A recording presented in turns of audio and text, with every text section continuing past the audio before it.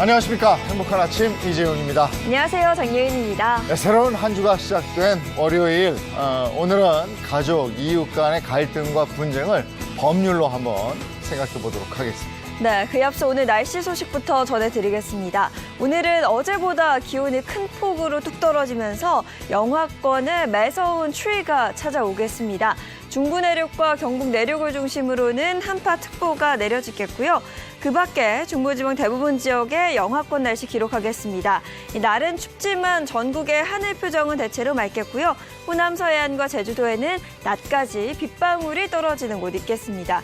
이어서 오늘 자세한 기온 살펴보시면 오늘 아침 기온 영하 6도에서 7도, 또 한낮 기온은 5도에서 14도 선을 그치겠습니다. 서울을 비롯한 전국 곳곳에 영하권의 추위가 찾아오면서 본격적인 겨울이 시작되는 만큼 이 출근길 옷차림 든든히 하셔야겠습니다.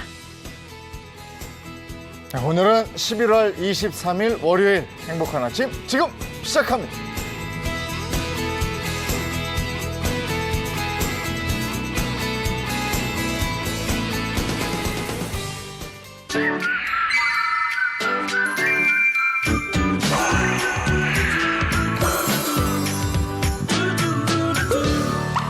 네, 코로나19가 더욱 기승을 부리면서 내일 0시, 그러니까 오늘에서 내일로 넘어가는 0시부터 사회적 거리두기 2단계로 격상이 됩니다. 그래서 오늘부터 저희도 이렇게 사람들 사이에 아크릴판을 두고 방송을 하도록 하겠습니다. 이 사회적 거리두기가 2단계로 가고 지금도 코로나19의 영향이 우리 사회를 전체를 휩쓸고 있습니다. 그래서 어디 갈래도 마땅히 어디를 가야 될 것도 없고 좀 답답한데 좀 가고 싶은데 떠오르는 것도 없고 이래요. 네, 그럴 때 저는 딱 생각나는 곳이 있습니다. 바로 고창인데요. 바다와 숲 그리고 깨끗한 생태 환경을 한꺼번에 즐길 수 있는 곳이라고 합니다. 고창으로 함께 가보시죠. 미세먼지 가득한 도시. 가끔은 이곳을 떠나 깨끗한 자연을 만나고 싶지 않으세요? 그럴 땐 이곳을 추천합니다. 아름다운 자연 환경과 다양한 동식물이 보존되어 있는 전라북도 고창. 저와 함께 힐링 여행 시작하시죠.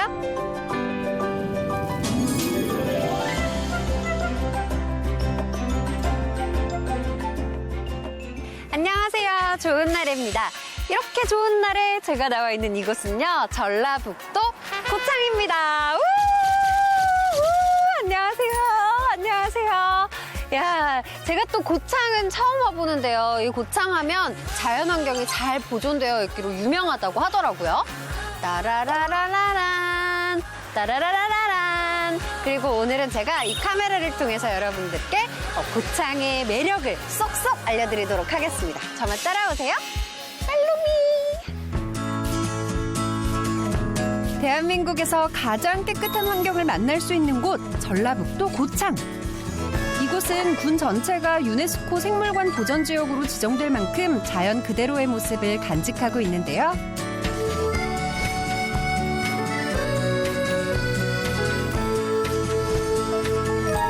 자, 오늘은 어떤 풍경이 저를 기다리고 있을까요?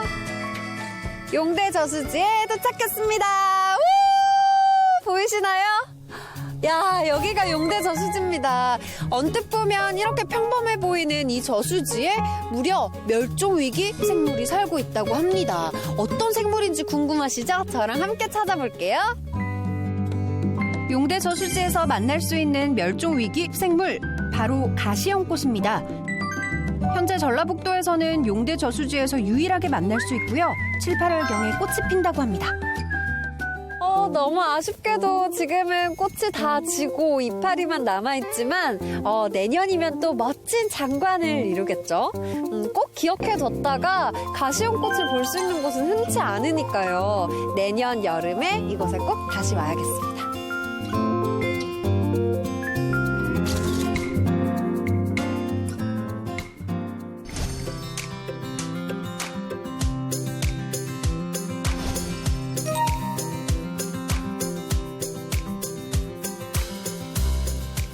한편 고창은 드넓게 펼쳐진 갯벌을 만날 수 있는 고장입니다.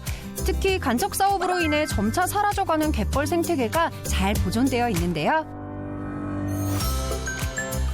갯벌에는 뭐 조개나 게 등 정말 다양한 생물들이 살고 있잖아요.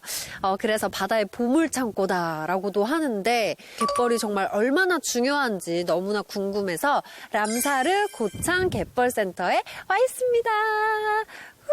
보이시죠?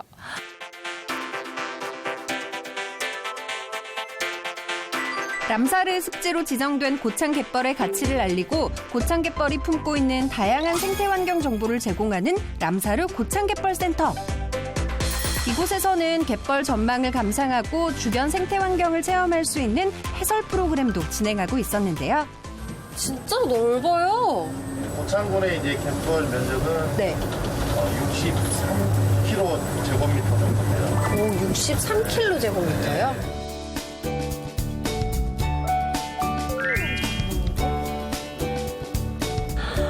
와, 바다다. 우와. 저기 저 멀리 갯벌까지 다 보여요. 이렇게 고창 갯벌에 생태계가 잘 보존되어 있는 이유가 있다면 어떤 걸까요? 워낙 넓은 면적의 갯벌이기 때문에 재생 능력이 뛰어나요. 그리고 또 갯벌이 또 다양하게 있어서 생물이나 이런 중요성이 네. 인식되기 때문에 주민들 스스로도 이제는 뭐 갯벌을 이렇게 훼손하고 막 그러진 않아요.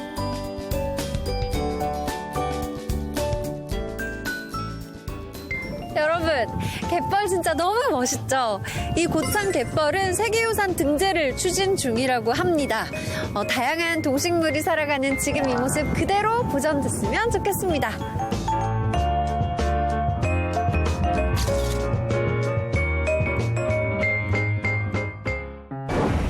여행하다 보니까 배가 고픈데요. 고창하면 이게 유명하잖아요. 뭔지 감이 바로 오시죠?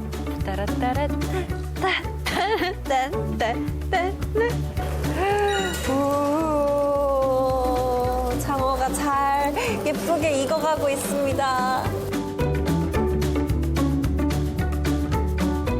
자, 그러면 이제 긴 말 않고 바로 먹어보겠습니다. 안 돼!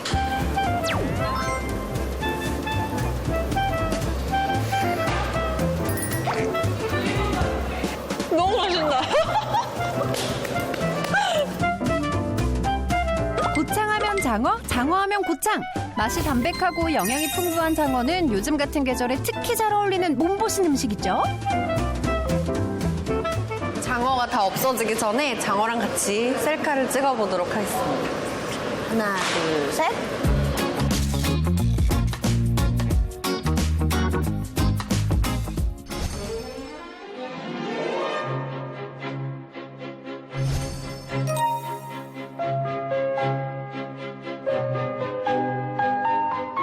고창의 대표적인 문화관광유산인 고창읍성. 조선시대에 축조된 이곳은 생생한 역사학습의 장으로 인기가 높은데요. 여기 오니까 막 시대를 초월한 것 같고 너무 좋아요.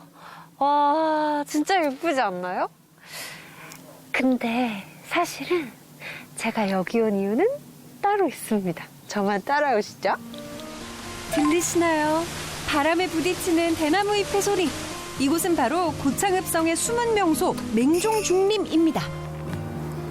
와, 여기 진짜 좋아요. 여기는 여러분 진짜 직접 오셔야 돼요. 이거를 이 카메라에다 담길지 모르겠는데 너무 멋있어요. 와, 아니 고창 읍성 안에 이런 데가 있는 줄 아무도 모르셨죠? 1938년 청월 유영하 선사가 불전의 포교를 위해 절을 지으면서 조성한 맹종중림. 멋진 풍경 속에서 인생 사진을 남길 수 있는 장소로 적극 추천합니다.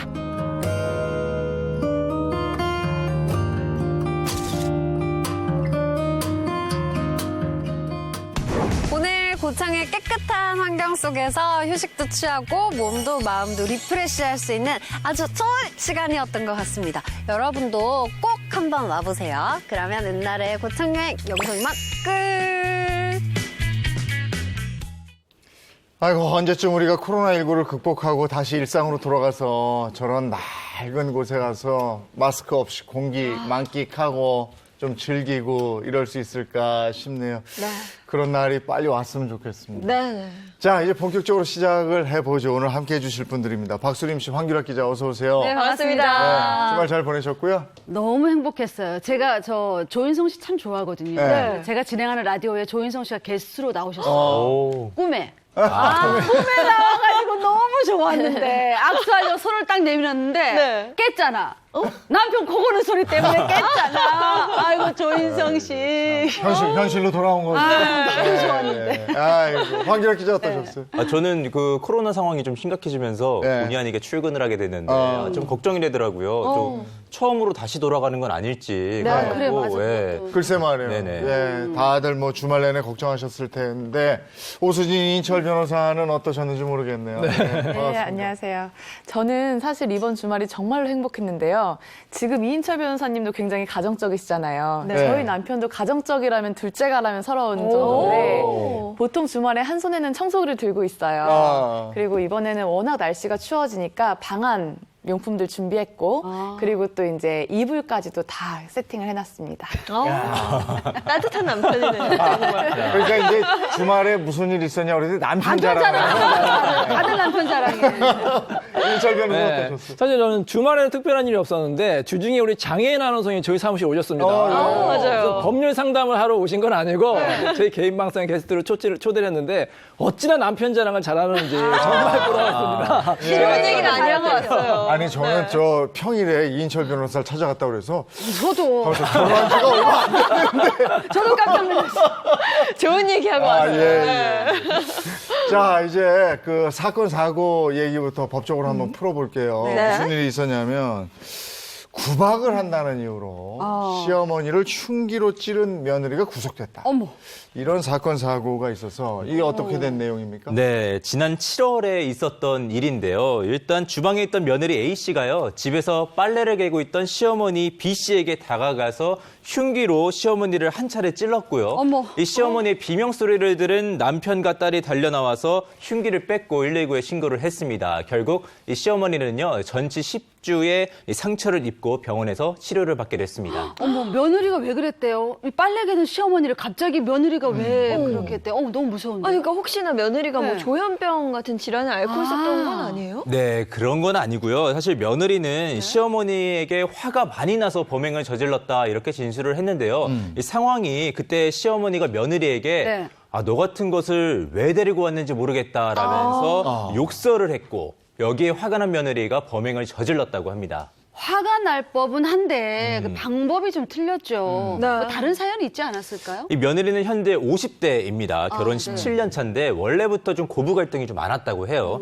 네, 그런데 2017년부터 시어머니와 이 둘이 같이 살게 된 겁니다. 근데 이때부터요, 이 시어머니가 며느리에게 뭐 살림을 잘 못한다면서 구박도 하고 때때로 욕설도 하고 했다고 합니다. 이게 하루 이틀 보고 난 게 아니라 그냥 17년 정도 오랫동안 그게 쌓여 있었네요. 그렇죠. 감정이 쌓이다가 폭발을 하게 된 건데 그런데 흉기로 찌르기 이전에도 시어머니와 며느리 갈등이 있었다면서요. 네, 이 사건이 나오기 3시간 전에 네. 이 며느리에게요, 왜 손녀밥을 차려주지 않냐면서 시어머니가 또 구박을 했다고 해요. 근데 이때 이제 또 며느리가 시어머니의 목을 졸라서 이 소리에 또 놀라서 남편과 딸이 나와서 말리는 사건이 한 번 있었다고 합니다. 아니 밥을 안 챙겨주느냐 그 말에 시어머니의 목을 졸랐다는 건 그 말 하나를 가지고 일어난 현상은 아니었었던 거예요. 그렇죠. 네네. 그동안 얼마나 뭐가 많이 쌓여 있는가 이런 생각이 들어요. 왜 우리 네. 예전에 그 성냥 쌓을 때도 보면 이렇게 쌓다가 하나가. 요거 하나가 딱 올라감으로 해서 이게 와르르 무너질 때가 있거든요. 네.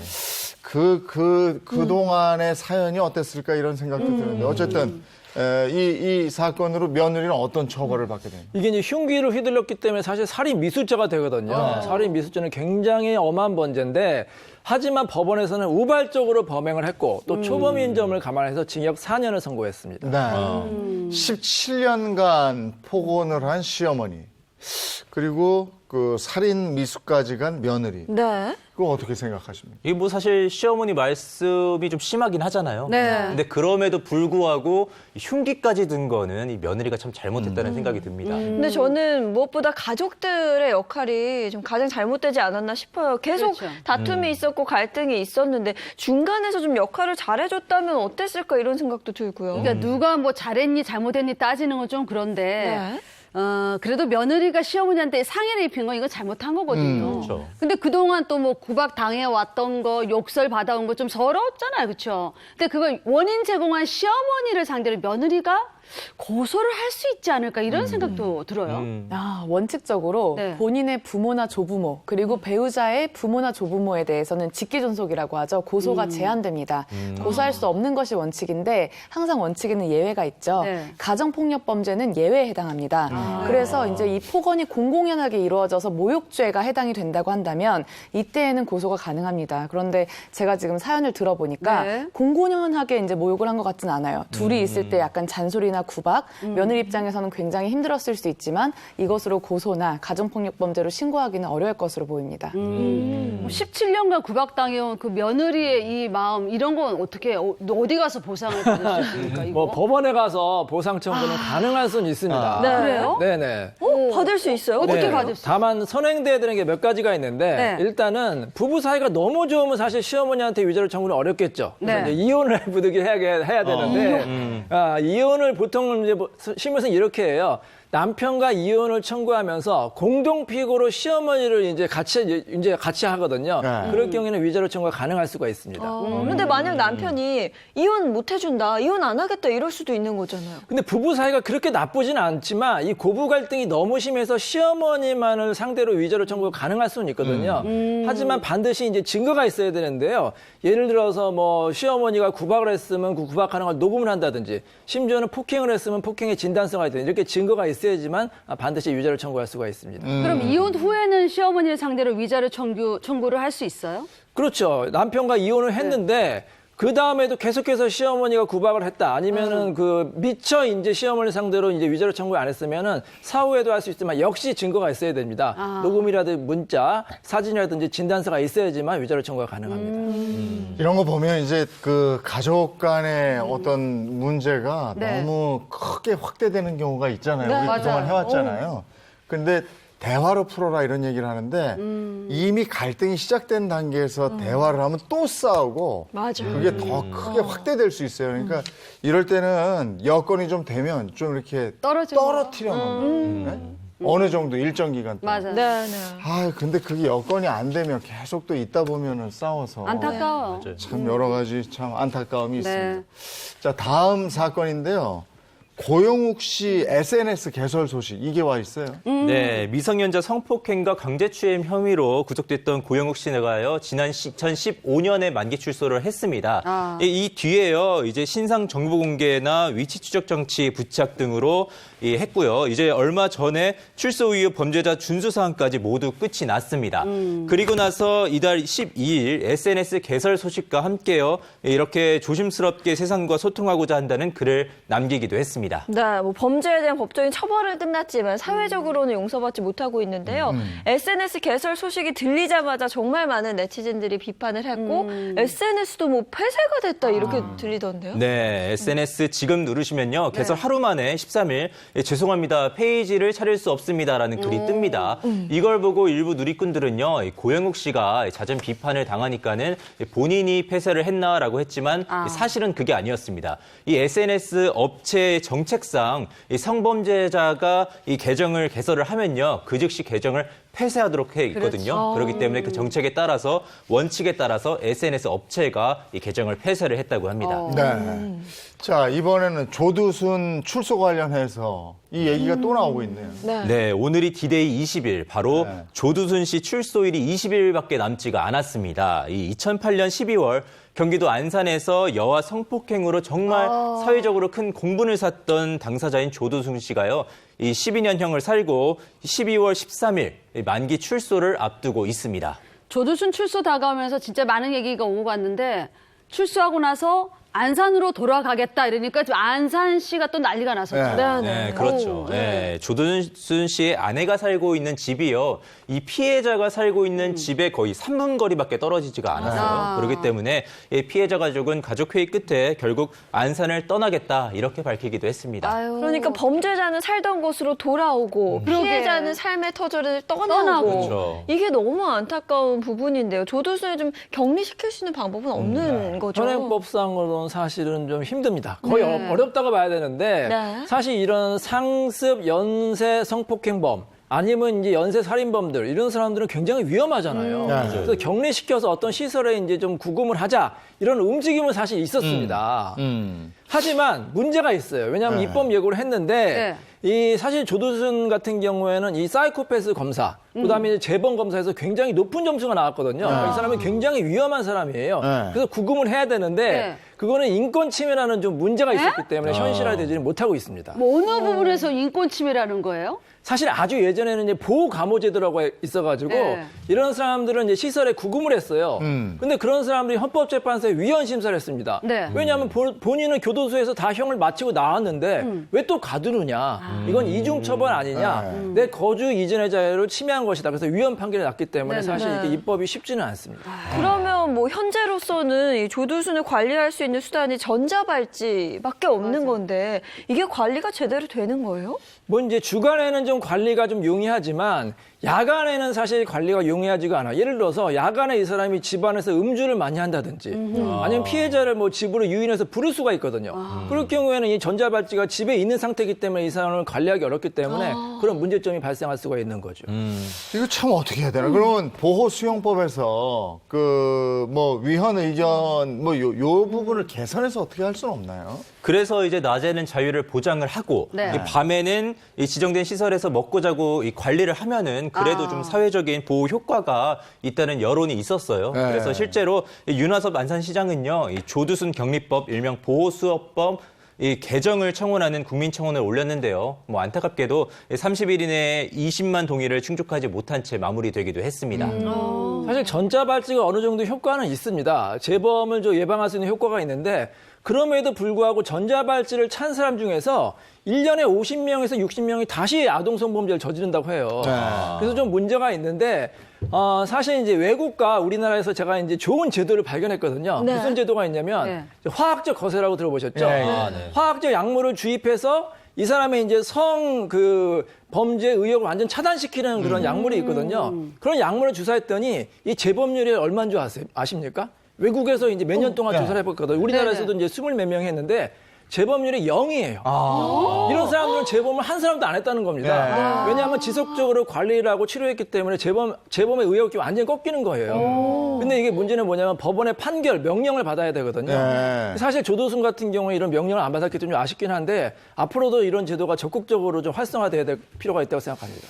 또 하나가 이제 조두순의 취업 준비 관련한 얘기잖아요. 이 부분은 어떻게 돼 있습니까? 이 12년 수감 동안의 취업을 위한 프로그램에 정말 일체 지원을 하지 않다가요. 최근에 출소를 앞두고 취업 지원 프로그램에 참가 지원을 했다고 합니다. 취업 준비한다는 건 사회로 다시 돌아온다는 거, 복귀한다는 거잖아요. 그렇죠. 그게 말이 됩니까? 그것도 안산에서. 그렇죠. 피해자는 삶의 터전이 안산을 떠나는데 조두순은 안산으로 와서 취업을 하겠다.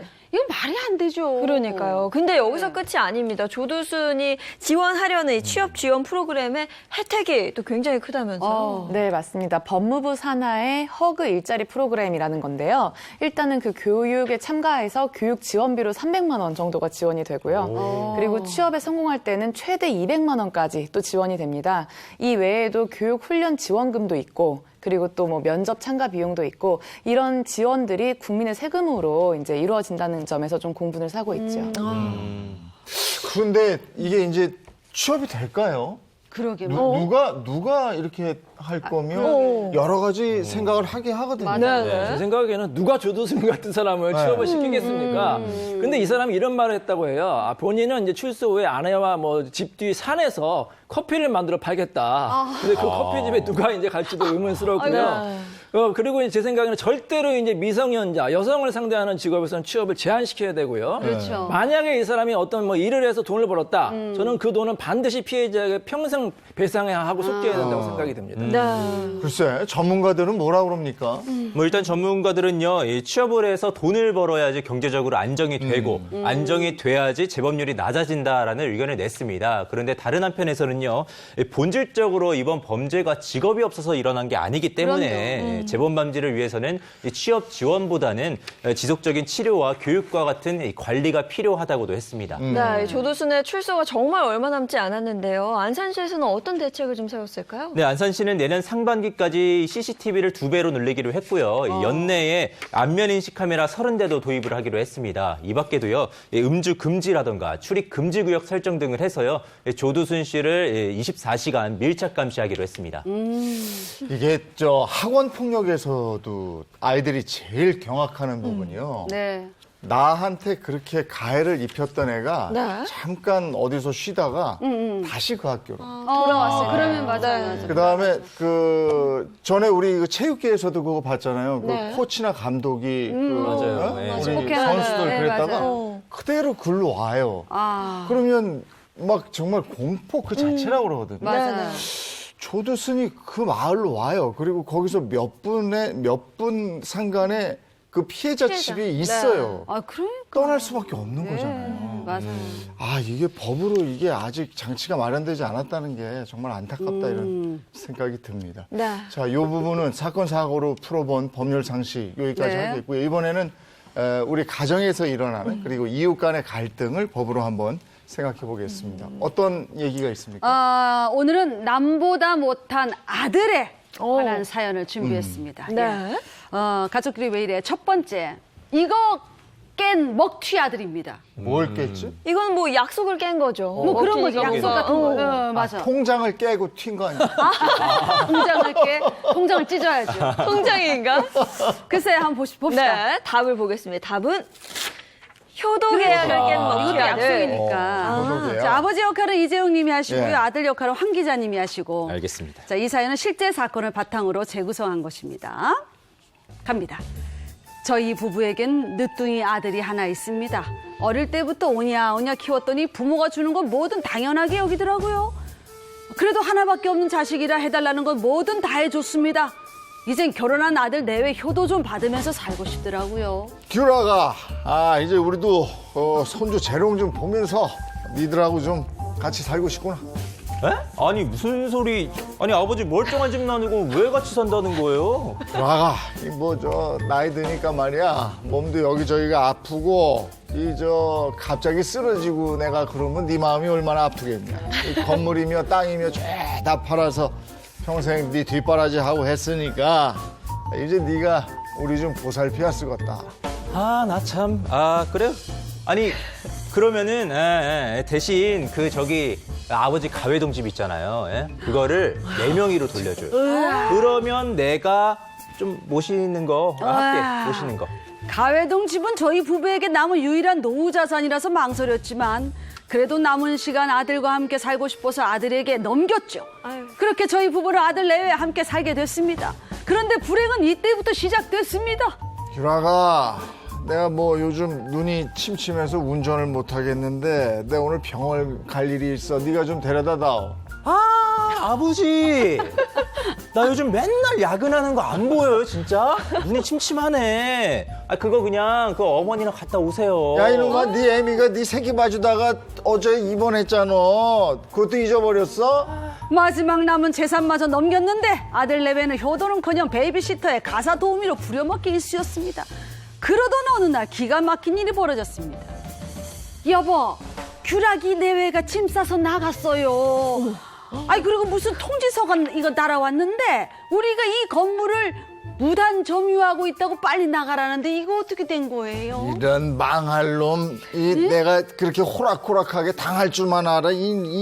내가 준비한 게 있어. 걱정 마요. 그래요? 걱정 마. 당신 믿어? 알았어. 야, 야, 이게 자기들이 먼저 나갔어. 그리고 네. 이 건물을 이 두 분이 무단 점유하고 있으니까 나가게 해달라고. 그렇죠. 야, 야반도주 한 거예요, 이거? 이거 어떻게 된 사연이에요? 이게 야반도주는 아니고요. 예, 아들에게 집을 넘겨준 뒤 이 아들 가족과 합가해서 살다가 좀 벌어진 일이었습니다. 아니 사연을 들어보면 아들이 부모님을 모신 게 아니라 그냥 뭐 가사 도우미 정도로만 생각을 했던 것 진짜, 같아요. 맞아요. 네, 실제로 아들은 합가를 하면서요, 뭐 하루에 한 번 네. 같이 식사를 하고 좀 부모님이 어려울 때 잘 모시기로 했는데 뭐 그러지 않았죠. 뭐 식사는커녕 한 번 얼굴 보기도 힘들었다고 하고요. 네. 이 허리 디스크로 거동이 불편했던 어머니도 뭐 잘 보살피지도 않았다고 합니다. 그리고 부모님이 동의를 하지 않았는데도 불구하고 이 두 분을 요양원으로 보내기려고 계획까지 짰다고 합니다. 이래서 재산을 함부로 넘겨주면 안 된대요, 어르신들이. 네. 집명이 바뀌니까 마음도 바뀌어가지고 내 부모 나 몰라라 하잖아요. 이거 딱 집은 내가 받고 그다음에 부모 나 몰라라 이 불효자식들 이거 어떻게 해야 됩니까? 네? 근데 이 불효자식에게 호락호락 당하지 않겠다고 아버지가 준비한 뭔가 비장의 그게 카드가 있는 것 궁금해. 같은데 네. 그게 뭐였을까요? 그게 아무래도 뭐였을까? 뭐 효도계약서 이런 거 아닐까? 그러니까 진짜 각서 이런 거네. 그거였어요? 각서. 네, 정답은 바로 효도계약서 맞습니다. 계약서. 네, 실제 사연에서요, 아버지는 이 효도계약서를 작성을 하셨어요. 그래서 아버지는 먼저 아들에게 이미 경기도 남양주에 이 임야를 증여를 했고요. 네. 그리고 아들이 경영하는 이 사업체 주식도 전부 물려줬습니다. 그리고 또 거기에다가 서울 낙원동에 땅과 건물이 있었는데 이걸 팔아서 이 아들 사업체 이 회사 노무도 이 채무도 대신 갚아줬는데 마지막 남은 게 이 가회동의 집이었던 거예요. 아하. 근데 아버지 생각에 이 집도 그냥 넘겨주면 안 될 것 같으신 거예요. 그래서 효도계약서를 쓰면 네가 쓰면은 내가 가회동 집을 넘겨주고 같이 살겠다라고 한 거였습니다. 야, 이 효도라는 건 정말 자발적으로 마음에서 우러나서 해야 되는 그렇죠. 건데 네. 어떤 재산이 왔다 갔다 하는 과정에서 효도 계약서라는 걸 써야 되는 이 시점이에요.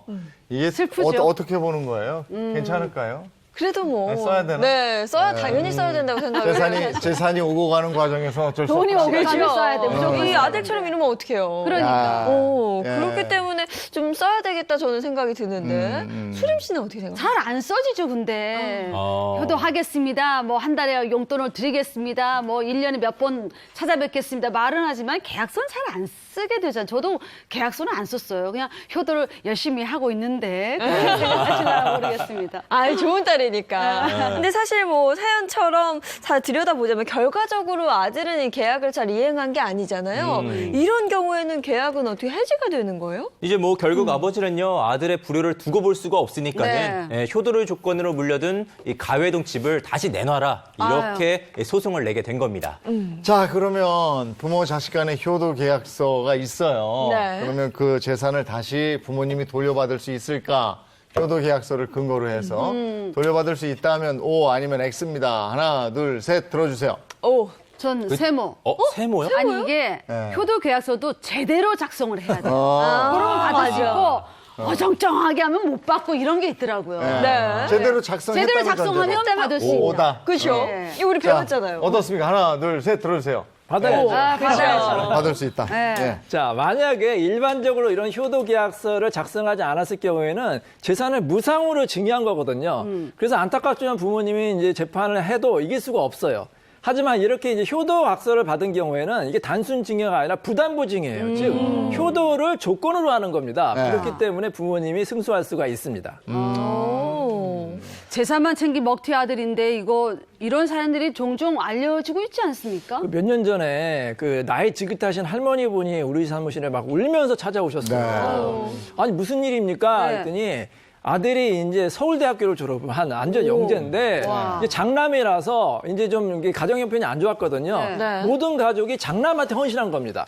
동생들은 대학도 안 가고. 아이고. 그러면 이제 형이 이제 뭐 서울대학교도 졸업하고 좋은 직장도 이제 다녔기 때문에 당연히 이제 가족들을 잘 부양할 줄 알았는데 나 몰라라 한 거예요. 전 재산을 다 완전히 받았음에도 불구하고. 그래서 어머니가 너무 그냥 억울하다. 네. 반지하에 살고 계시거든요. 아들이 찾아오지도 않고 생활비도 안 준대요. 그래서 이제 아들을 상대로 좀 그 본인이 그동안 들였던 생활비는 다 달라 이렇게 이제 상담하셨는데 사실 효도각서를 작성하지 않았기 때문에 네네. 그분은 이제 재산을 반환받을 수는 없고 다만 이제 부양료만 청구할 수 있기 때문에 그렇게 상담을 드린 사건이 있었습니다. 네, 아니 이런 경우가 있기 때문에 효도 계약서가 굉장히 중요한데 효도 계약서는 또 잘 써야 되잖아요. 어떻게 쓰면 돼요, 이 변호사님? 예, 그래서 제가 준비를 해왔는데 꼭 들고 다니시더라고요. 이렇게 작성하시면 됩니다. 잘 작성하시면 되고요. 네. 자, 먼저 이렇게 제목을 이제 효도 계약서 이렇게 네. 이제 쓰시고요. 이제 부모님이 자녀한테 증여하는 재산이 있잖아요. 무슨 아파트를 이제 증여를 한다. 그렇게 이제 작성을 하시고 네. 문제는 뭐냐면 이제 조건, 부담을 잘 작성을 하셔야 돼요. 예를 들어서 생활비를 100만 원씩 지급한다. 이렇게 네. 쓰시고 언제까지 평생 동안 지급한다 이렇게 쓰시고요. 그다음에 아들은 이제 부모님 댁에 뭐 한 달에 2번 이상 방문한다. 이렇게 네. 작성을 하시고 마지막이 중요합니다. 만약에 이 약속을 위반할 경우에는 증여한 부동산을 다시 반환한다. 이렇게 이제 조건, 부담을 다시는 거예요. 그리고 마지막에 아들의 이름과 날인을 하시면은 이 각서가 효력이 발생하게 할 수가 있습니다. 예, 사연의 아버지는 계약서에 이런 효도의 내용도 구체적으로 적었고 이러한 효도가 이루어지지 않을 경우에는 다시 재산을 반환받는다라는 부담부 증여에 대한 계약 내용을 적었기 때문에 재판에서도 승소하고 네. 재산을 돌려받을 수 있었는데요. 원칙적으로 증여는 단순 증여가 무상으로 조건 없이 재산을 준다는 겁니다. 그래서 이런 계약서가 반드시 필요하고 이렇게 효도 계약서를 잘 쓰시고 나면 소송에서 이길 수 있습니다. 그러니까 효도 계약서 쓸 때 꼭 넣어야 하는 거 요거 메모하셔야 돼요. 제가 메모해놨어요. 네. 증여한 재산을 구체적으로 밝히고 현금일 경우에는 영수증 꼭 받고 효도 이행 내용을 구체적으로 명시하고 불이행 시에 돌려받는 조건도 구체적으로 딱 기재하고 계약서 2부를 딱 해가지고 하나씩 도장 찍고 지장 찍고 하나씩 챙기는 거 요거 꼭 명심하시고 오케이 됐어. 됐어. 아, 이제 박수님 제가 드릴까요? 그 필요 없어. 많이 받으세요. pad대기 필요 없습니다. 아니 근데 옛말 틀리잖아요. 옛말에 그런 말 있잖아요. 저 부모는 10자식 키워도 네. 10자식이 부모 한 명 공양을 못한다. 아유 맞습니다. 네, 이제는 저 효도 계약서를 써야 되는 그런 세상에 우리가 살고 있습니다. 이번에는 가정에서 또 이웃에서 일어나는 얘기 한번 해볼까요? 그럴까요? 돈이 뭐길래 두 번째 승강기 교체 비용 이 주민도 부담? 이 주민도 부담? 승강기 부담해야죠. 교체 비용. 아니 저는 알 것 같아요. 저는 저희 집이 2층이기 때문에 그럼 저층? 저층. 이거 천상 그렇지. 생각해요. 엘리베이터를 안 타는데 그거 맞겠네. 저도 돈을 내야 되는 생각하거든요. 정답 잘 만져볼까요? 맞추는데 1층 주민. 1층. 자, 어떤 사연인지 1층 입주민 역할은 제가 하고요. 네. 입주자 대표 역할은 이재용 님이 하시고 꼭대기층 입주자 역할은 네, 예인 제가 씨가. 하겠습니다. 제가 살고 있는 아파트는 지은 지 20년 넘는 오래된 아파트예요. 그러다 보니 승강기가 자주 고장이 나더라고요. 저야 1층에 사니까 승강기 탈 일이 없어 별 관심이 없었죠. 근데 아주 관심을 확 깨는 일이 생겼어요. 어머, 뭐야? 어머머. 이게 저기 예인 엄마. 봐봐. 네. 관리비가 갑자기 3만 원이나 올랐어. 이거 고지서 잘못 나온 거 아니야? 수리부분이 모르셨어요? 얼마 전에 고장난 엘리베이터 교체했잖아요, 우리 아파트. 관리비에 그 교체 비용이 포함된 거예요. 나 1층 사는 여자야. 엘리베이터 탈 일이 없는데 이렇게 많이 나오면 어떡해. 이거 아이, 불공평하지. 아니에요. 우리 다 같이 쓰는 공용 엘리베이터인데 공용 아시죠? 당연히 그러니까 똑같이 부담해야죠. 같이. 아이고 그런 게 어딨어. 나 2층 사는 여자야. 진짜 이거 억울해서 나 이대로 못 내. 안 돼. 전 너무 억울해서 입주자 회의에서 억울함을 호소했습니다. 그리고 차등 부과해야 한다고 주장을 했죠. 자, 그러면은 이제 저 본 안건에 대해서 다수결로 결정을 하도록 하겠습니다. 다수결이요? 그럼 균등 부과에 반대하는 사람이 저랑 2층밖에 더 있겠어요. 이건 다수결이 아니라 논리적으로 해결해야 돼요. 논리적으로. 자, 민주주의 사회입니다. 민주주의 사회는 다수결의 사회. 다수결로 결정하도록 하겠습니다. 대표 바꿔! 이런 게 있어. 어딨어? 자, 투표. 대표 바꿔! 결국 입주민 회의에서는 균등 부과로 결론이 났는데 전 너무 억울해요. 법으로 해결할 방법이 없을까요? 이거 좀 어려울 것 같은데. 자, 승강기 교체 비용을 놓고 이 엘리베이터 저 안 주민들 간에 타는데. 아파트 주민들 간에 이견이 있는 것 같은데 구체적으로 어떻게 된 사연입니까? 네, 이 사연 속 아파트는요, 1994년에 지어져서요, 26년도엔 아파트입니다. 근데 아파트가 오래되다 보니까는 이 승강기를 교체해야 될 일이 있었는데요. 이 아파트에서는 노후 승강기 교체를 위해서 아파트 전체 299가구에서 장기수선 충당금을 5년간 인상해서 비용을 마련하기로 했습니다. 그런데 문제는 1층과 2층 사람들은 이 승강기를 사용을 하지 않는다는 거예요. 그렇기 때문에 1, 2층 사람들의 주장이 아니 자신들은 이 사용도 안 하는데 그렇죠. 왜 똑같이 돈을 내느냐 이렇게 주장을 하고 나선 겁니다. 즉 이 아파트 관리사무소와 입주자 대표회의에서 결정한 승강기 교체 비용을 균등 부과한다는 이 내용이 잘못됐다면서 소송을 내게 된 겁니다. 이게 뭐 승강기 많이 사용하면 많이 내고 적게 사용하면 적게 내고 이게 맞긴 맞죠. 근데 얼마나 인상이 됐어요?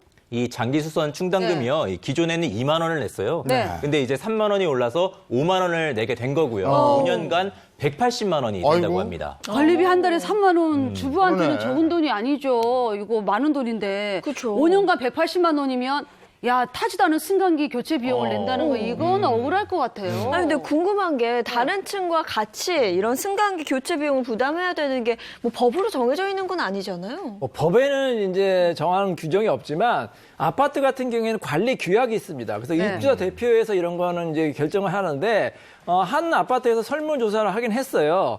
하지만 이제 균등 부과할 것이냐, 차등 부과할 것이냐, 1, 2층을 소수잖아요. 예, 그래서 맞아요. 설문조사를 하면 압도적으로 균등 부과된다. 이렇게 이제 통과되는 경우가 많습니다. 그러니까 이게 처음부터 불리한 설문조사 아닙니까? 이거? 그러게. 그렇죠. 만약에 5층짜리 아파트라고 하더라도 1층하고 2층은 나머지 가구 수에 비해서 현저히 적죠. 맞아요. 근데 설문조사를 한다는 건 결국에 다수결을 적용하겠다는 건데 아하. 1층과 2층 주민들의 입장에서는 굉장히 억울할 수 있죠. 그래서 네. 결국에 1층과 2층 주민들이 이 설문조사를 했던 것 자체부터가 일단 우리한테는 부당하고 그 설문조사 결과를 근거로 해서 이렇게 장기수선 충당금을 부과한 게 위법이다. 결국 소송까지 제기했습니다.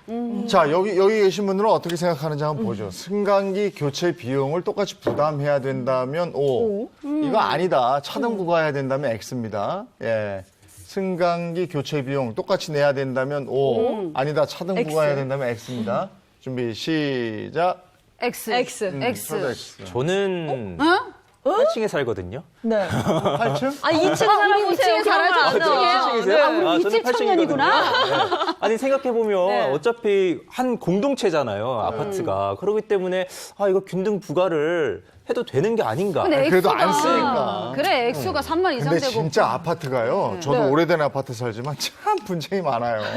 맞아요. 그거 뭐 이제 낡으면 밑에 물 새기 샌다. 시작하는데 그게 공용 부분이네, 뭐 내 거네, 뭐 이런 부분. 또 옥상에서 뭐 비가 많이 왔을 때 이게 물이 새면 또 이걸 어떻게 해야 되느냐.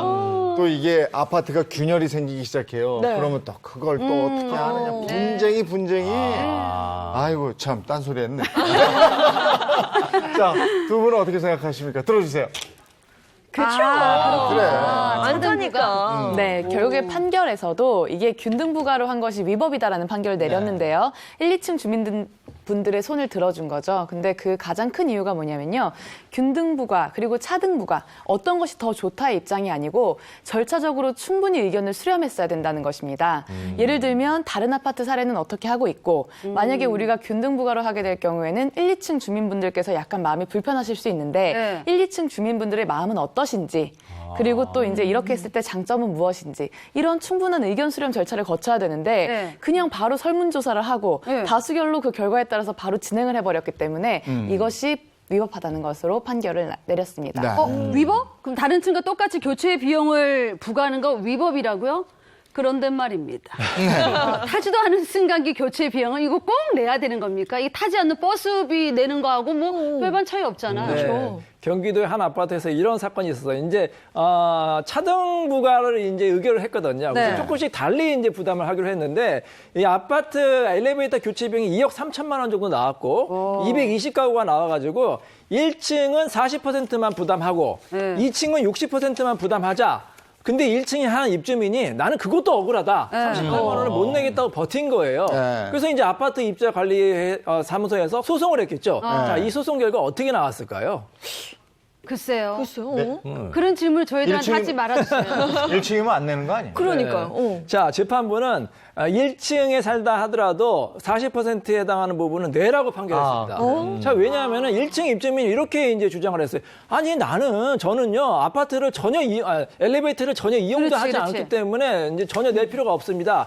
하지만 재판부는 이렇게 판단했어요. 자, 이 아파트에서 엘리베이터를 교체하면 저희 아파트 같은 경우도 엘리베이터 교체했거든요. 네. 그럼 어떻게 되느냐? 아파트 가격이 오르잖아요. 네. 이 집간접적인 이익이 있기 때문에 비록 1층에 사는 사람이라 하더라도 이제 분담금을 낼 필요가 있다. 이렇게 결정을 했습니다. 다만 네. 이거는 이제 아파트 값이 오르면 세입자가 좋은 게 아니라 소유자가 좋잖아요. 그래서 만약에 세입자가 부담할 경우에는 나중에 이 소유자한테 이 구상권을 청구할 수가 있습니다.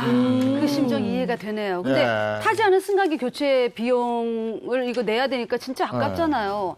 그분 분담금 안 냈어요? 그래서 결국엔 내야 됩니다. 아무리 1층, 2층에 산다 하더라도 왜요? 본인이 직간접적으로 이익을 받기 때문에 그 40%에 해당하는 부분은 낼 수밖에 없습니다. 그런 거군요. 예, 알겠습니다.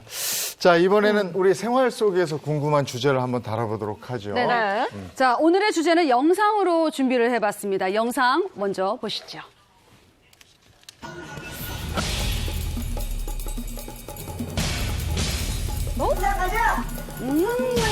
아, 이거 그거잖아요. 마스크. 그렇죠. 그렇죠.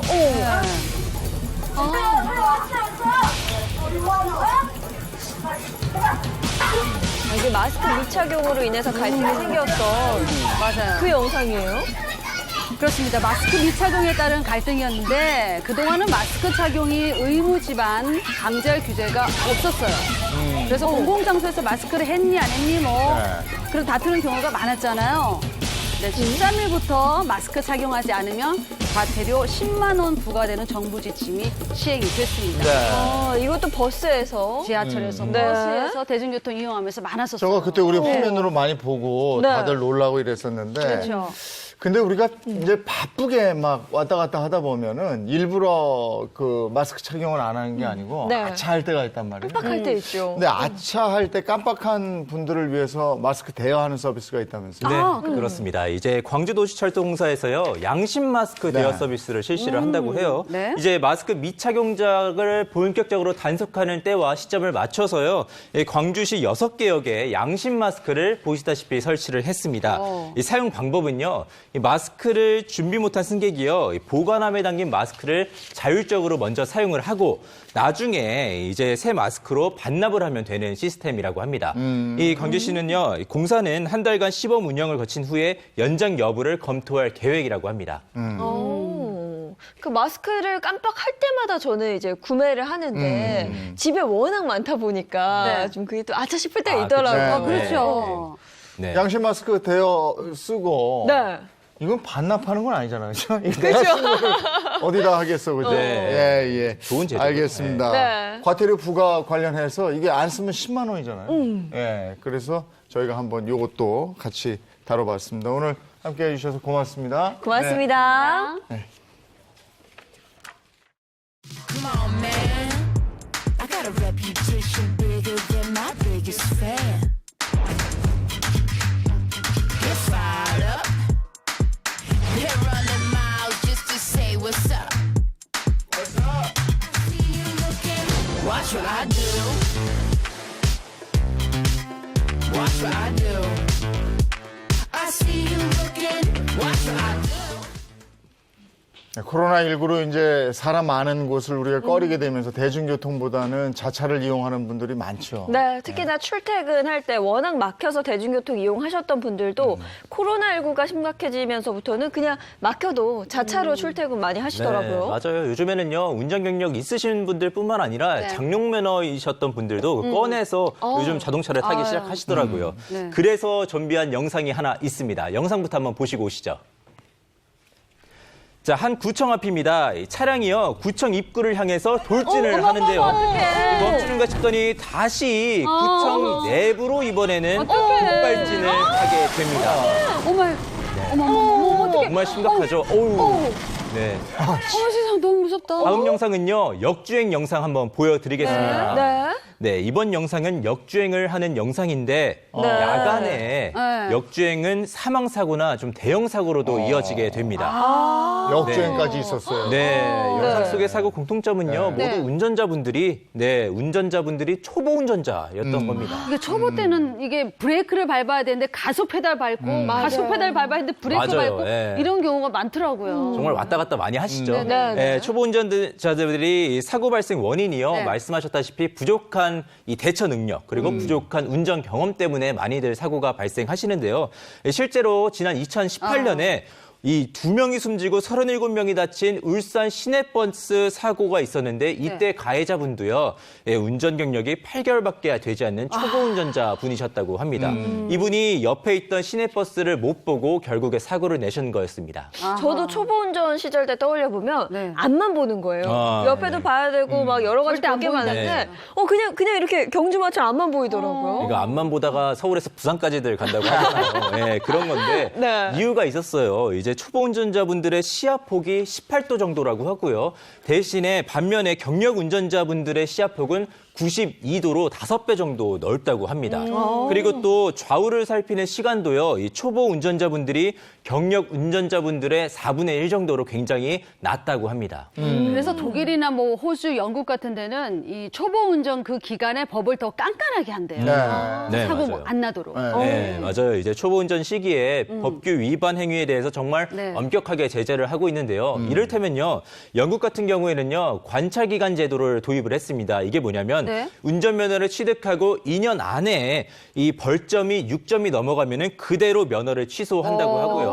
독일에서는 삼진아웃제를 합니다. 네. 이 삼진아웃제가 임시 면허 기간인 2년 안에 중대한 과실을 3번을 하면은 그 즉시 이것도 면허가 취소가 됩니다. 근데 초보 운전도 초보 운전이지만 장롱 면허 있잖아요. 네. 한 번 운전을 안 하다가 맞아요, 네. 아이고 어느 날 갑자기 운전이 필요한 날이 있어요. 아무도 뭐 운전해줄 사람도 없고 네.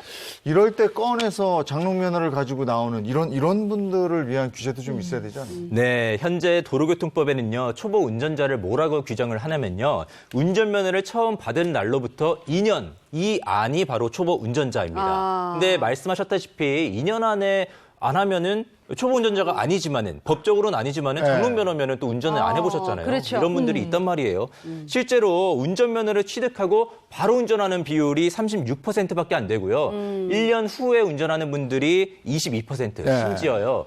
5년 뒤에야 운전면허를 처음 사용해봤다. 이런 분들이 18%나 차지를 합니다. 아니 면허를 따고 5년 이후에 처음으로 운전을 하면 사실 그건 아예 다 까먹고 네. 모르는 거잖아요. 그렇죠. 그럴 수 그래서 있겠죠. 저는 사실 초보 운전자들보다 장롱 면허였다가 운전하시는 분들 위험할 더 수도. 무서워요. 네, 그래서 이제 장롱면허 분들이 사실 이 도로 연수를 굉장히 많이 받으세요. 네. 실제로 이 운전면허를 장에서 했던 거랑 실제 도로랑은 상당히 다르기 다르죠. 때문에 네. 면허 연수를 많이 받으시는데, 근데 문제는요, 이 도로 연수를 시켜주는 학원 중에는 불법 교습소가 상당히 많다는 겁니다. 그리고 더 문제는 이 불법과 합법의 차이를 잘 모르시는 분들도 굉장히 많다는 겁니다. 실제로 안실련에서 실시한 전국 이 성인 남녀 2,000명 대상으로 해서 설문조사를 했는데요. 이분들 중에 50%가 불법과 합법, 이 불법 교습소와 합법 교습소의 이 차이를 잘 모른다고 대답을 하셨습니다. 합법과 불법 학원의 차이 그건 뭡니까? 이제 합법은요, 네. 경찰청에서 정식 등록된 운전 학원을 말하는데요. 이때는요, 이제 차에도 이제 보조석에 이 보조 브레이크가 있잖아요. 근데 이것도 정식으로 등록된 곳에서 설치를 하고 아유. 정식으로 인가를 받은 곳에서 한 차량으로 이 하는 운전 연수를 마련하는 거고요. 반면에 불법 운전 교습소는요, 일반 차량을 불법적으로 개조를 하거나 휴대용 핸드브레이크를 장착했기 때문에 사고 위험성도 상당히 높아집니다. 이 보험 같은 경우에도요, 이 운전학원은요, 종합보장보험을 받을 수가 있지만요, 운전 교습소의 경우에는 이 사고가 나면 개인이 전부 다 부담을 하셔야 됩니다. 그러니까 내가 고른 학원이 합법 학원인지 불법 학원인지 이거 따져보고 직접 가서 등록하고 연수받기 전에 지치겠어요. 너무 힘들 것 같은데 내 주변에 네. 진짜 이거 합법 학원인지 아닌지 이거 확실하게 알아보는 방법 있을 것 같아요. 네, 있습니다. 바로 경찰청 홈페이지에서 어. 정식 등록된 학원이 어딘지를 찾아보실 수가 있는데요. 예, 말씀하신 대로 주변에서 뭐 이제 학원을 찾아서 가격 비교도 하고 찾아가서 등록도 하는 과정이 참 번거롭잖아요. 네. 그렇기 때문에 경찰청과 안실령 그리고 한 자동차 회사에서 힘을 합해서요. 이런 분들, 초보 운전자들을 위한 어플을 하나 만들었습니다. 네. 그 어플리케이션을 활용해서 구체적으로 어떤 도움을 좀 받을 수 있을까요? 먼저 이 어플을 통해서요, 이 도로 연수를 합법적으로 받으실 수 있도록 경찰청에 등록된 학원과 연결을 해줍니다. 근데 이때 주변에 있는 학원이라고 해서 다 연결을 해주는 게 아니고요. 사용자의 희망사항을 학원 측에 전달을 할 수 있습니다. 이를테면요, 연수 가능한 시간과 장소나 또는 어떤 차종으로 연수를 받고 싶은지 또는 느려도 좀 차근차근 자신은 받고 싶다라거나 아니면 진도를 빨리 빼고 싶다 이런 이 연수 스타일까지 자신이 학원에 요청을 하면은 이 어플에서 이 학원들을 막 찾아줘서 이런 관련 학원을 찾아줄 뿐더러 사용자의 이런 희망사항을 전달해주기까지 합니다. 괜찮네요. 원래 운전은 가족한테 절대로 배우면 안 되잖아요. 예민한 시기거든요. 그러니까 나한테 맞는 그런 코칭 스타일을 선택해 주니까 괜찮은 것 같아요. 네, 나한테 맞는 학원을 매칭해주는 것뿐만 아니라요. 네. 요즘에 또 1대1 비대면 시대잖아요. 그렇기 때문에 네. 1대1로 채팅과 상담까지 하고 바로 거기서 등록까지 한 번에 하실 수가 있습니다. 그러니까 검색하고 따로 찾아가고 맞아요. 상담하고 이게 다 일이거든요. 맞아요. 근데 네. 그거를 한 번에 어플리케이션으로 손쉽게 할 수 있다니까 반가운 소식인데 그러면 이 외에도 어떤 서비스가 있나요? 네, 이 어플 내에는요, 이 초보 운전자들에게 도움이 되는 최신 교통법규 또는 이 경찰청 공지사항이나 운전 상식 같은 것이 들어 있고요. 그리고 연수가 끝난 뒤에 차량 구입을 하시는 분들이 좀 있으실 수가 있잖아요. 네. 이런 분들을 위해서요, 이 다양한 혜택이 주어지는 이 차량 구매 서비스로까지 연결이 됩니다. 이걸 또 도움이 되는 또 다른 앱들도 있습니까? 네, 이제 바로 운전 연수를 받고 바로 도로에 나가면은 네. 진짜 힘든 게 바로 내비게이션 보는 게 너무 힘들더라고요. 맞아, 네. 진짜 헷갈려요. 150m에서 좌회전입니다. 아. 근데 150m가 어느 정도인지를 알 수 있는 그 지나치는 경우도 많거든요. 맞아요. 네, 네. 맞아요. 네. 이럴 때를 대비해서 이 초보 운전자나 초행길 운전자가 바로 내비게이션 음성만 듣고는 길을 찾지가 못할 수도 있고 또 힘들 수도 있어요. 네. 그렇기 때문에 이런 분들을 위해서 이 교차로 리얼뷰를 제공하는 어플이 하나 있습니다. 네. 이 진행해야 될 방향을요, 교차로에 딱 들어서면은 실제 교차로 위에 그림 위에다가 이 선을 표시해주기 때문에 훨씬 더 직관적으로 딱 보고 어느 길로 가야 되겠다 이걸 아실 수가 있는 겁니다. 그리고 이 기능 외에도요, 어플에는 좀 도로 위에 감각이 부족한 초보 운전자분들을 위해서요, 이 차로 이탈 방지 보조 또는 차로 이탈 경고까지 해주는 서비스도 있습니다. 진짜 초보 운전자들 중엔 자꾸 오른쪽으로 붙는 분들이 있어요. 진짜 그런 게 있더라고요. 이런 분들한테는 아주 유용할 것 같아요. 아니 근데 사실 저 같은 경우는 초보 운전일 때 도로도 무서웠지만 정비소 가는 게 굉장히 무서웠어요. 아는 게 워낙 없다 보니까 그렇겠네. 혹시나 나한테 좀 추가 요금을 더 붙이면 어떡하지 그렇죠. 이랬거든요. 맞아요. 이 부분은 좀 해결 받을 수 없을까요? 예전에는요, 이 부모님들이 차계부를 쓰셨잖아요. 네. 그래서 차계부를 쓰면서 뭐 주의를 언제 했는지 어떻게 했는지를 기록하곤 하셨어요. 네. 근데 요즘에는요, 이제 어플을 나왔습니다. 이 차계부 어플이 나와서 어플로 이제 차량 관리도 하고 정비도 좀 하고 그러실 수가 있습니다. 차계부하고 정비소하고 진짜. 자신 있을 때 나와야 돼요. 맞아요. 이게 뭐 하다 보면 몇 번 부대면 절대 나는 그냥 가는 것이지만 그냥 부대물 당하는 사람 어떡하나. 그럼요. 아이고 운전은 만만치가 않습니다. 예, 고맙습니다. 고맙습니다.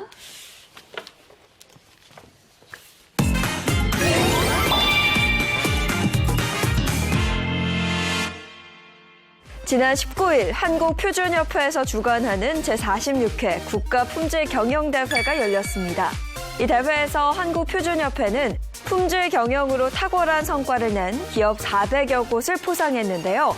최고상인 은탑훈장은 45년간 소재 부품 국산화 공로를 인정받아 세한 정순일 대표가 수상했습니다.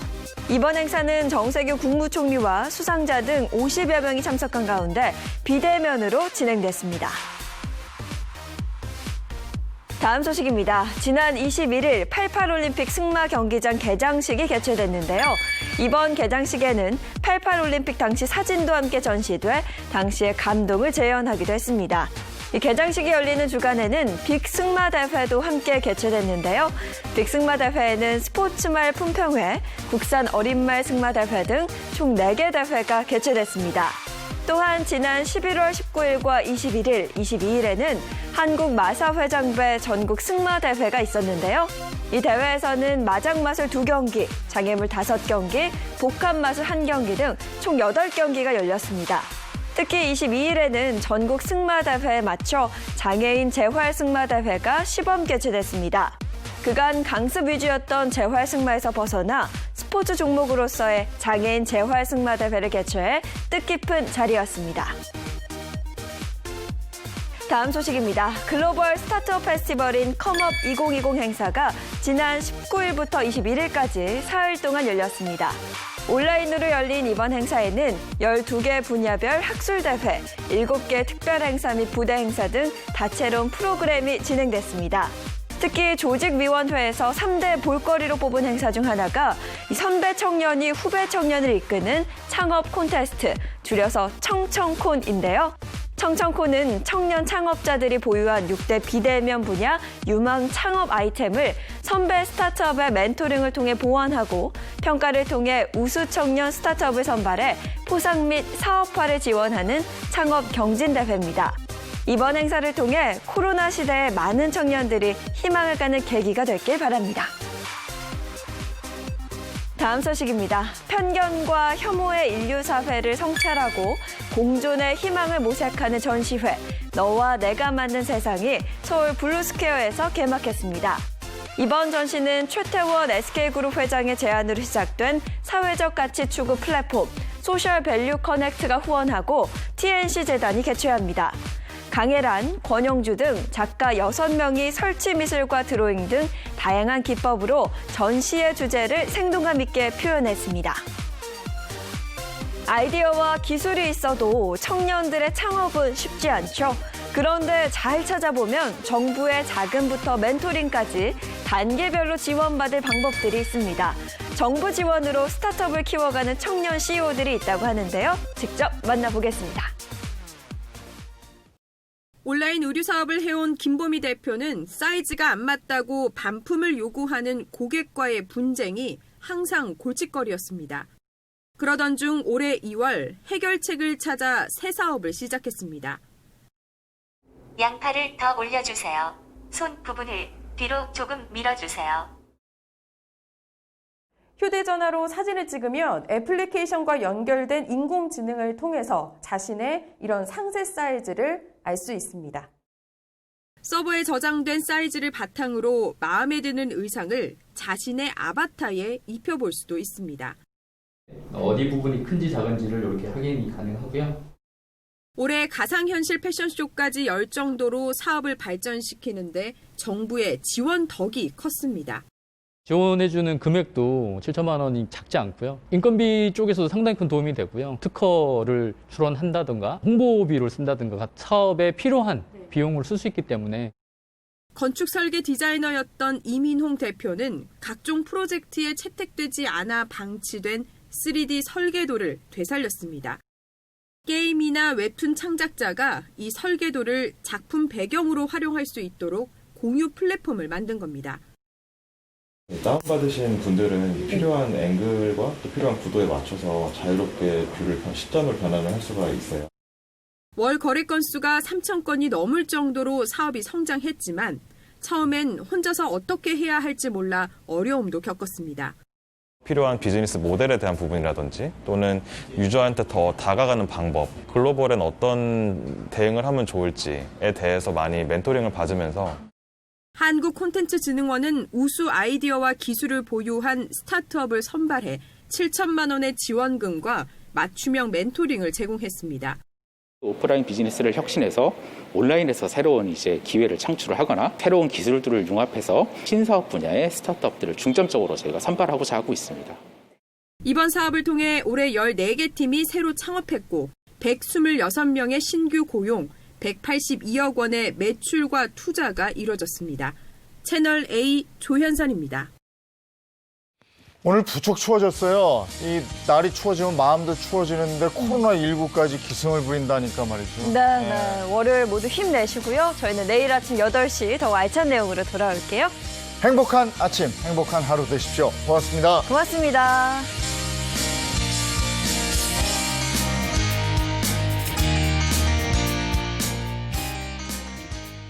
채널 A